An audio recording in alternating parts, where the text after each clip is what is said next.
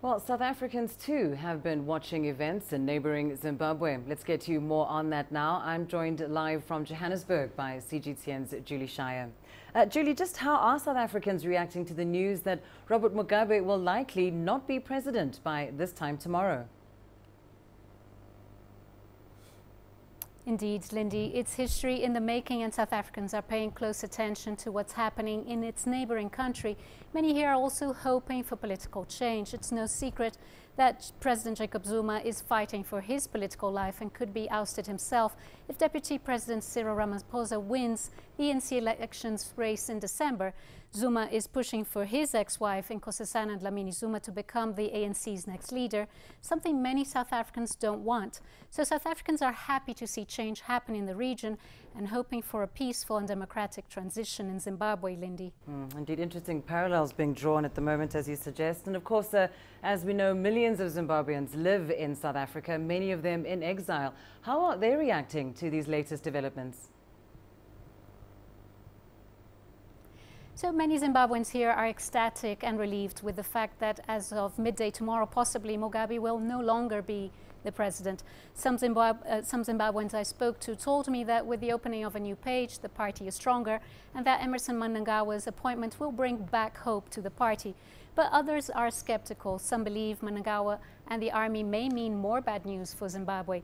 Mnangagwa was a long ally of Mugabe. He was head of secret police during the 1980s, civil conflict in which thousands of civilians died. And as we heard in the piece before, he's known as the crocodile, and because of his political resilience. And only time will tell if he is the best person to lead Zimbabwe, Lindy. And of course, Julie, SADC mediators are scheduled to meet in Angola on Tuesday. What will be on that agenda, considering these most recent developments?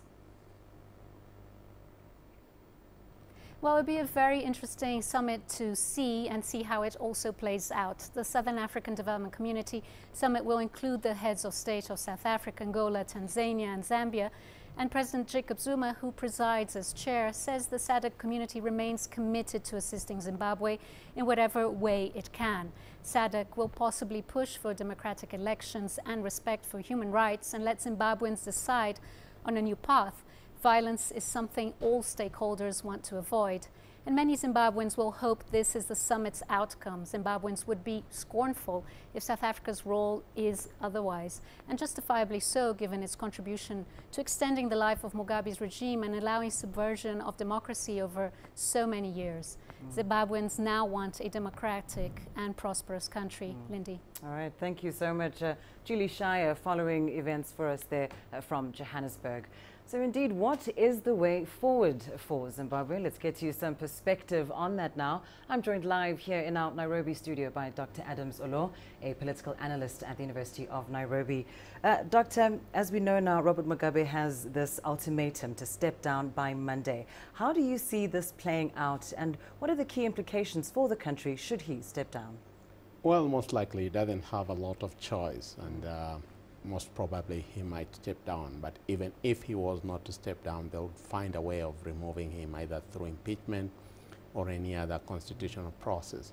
The implications basically are that the country has to decide how they want to go forward. At first will be the military and ZANU-PF to decide what kind of transitional government do they want to put in place, or do they simply want Mnangagwa to succeed him until the next election.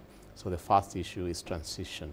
The second issue basically is how do they repair the damage that has already been done both internally and outwardly. Internally, there are a lot of problems that Zimbabweans face right now in terms of poverty, in terms of underdevelopment and all that.